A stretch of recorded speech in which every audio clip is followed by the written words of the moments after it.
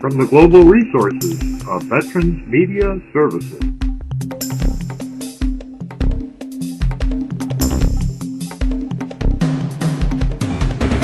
This is Veterans Newsline with Dave Ryba.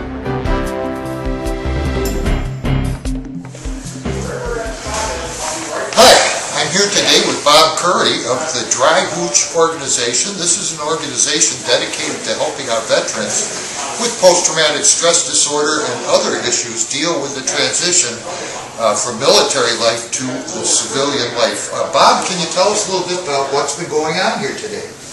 Well, we've had huge donations from Steinhoffel Furniture. This is our new home here in Milwaukee, and our furniture has been folding chairs and plastic tables. So the people at Steinhoffel's wanted to make sure that our veterans are taken care of. The furniture is now filled this building up, veterans, family members, so they can be comfortable. It's respectful of the sacrifice they gave. So I can't thank Steinhoffel's enough for this. Right, and tell us a little bit more about the Dry Hooch organization itself, Bob. How long has it been around? How did it get started?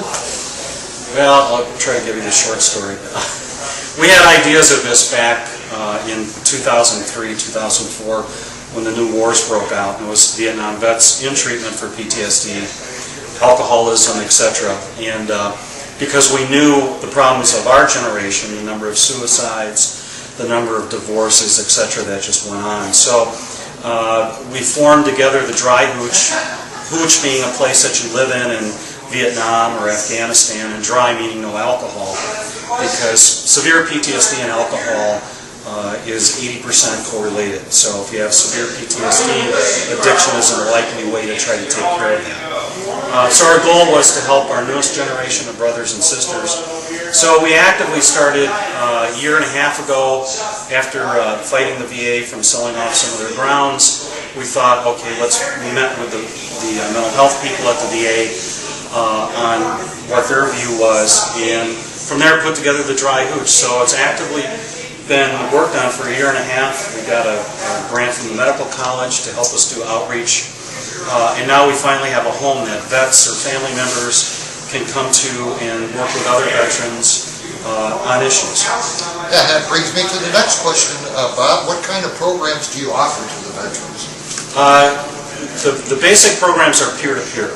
You know, it's much like a AA 12-step meeting, but you're working with other veterans who have been down that path before and dealt with PTSD or didn't deal with it. And so it's vets helping everybody else. And, you know, there's a brotherhood of people who served in the military. And so now we continue that today. You know, there's a saying that you don't leave a brother or sister on the battlefield. You know, we carry that further and say you don't leave them in the street, be it whatever it is. So, and now we also have, we work with a number of other mental health nonprofits. We do a joint program with NAMI on family support. We have counselors over from UWM. We do programs with Marquette, the medical college.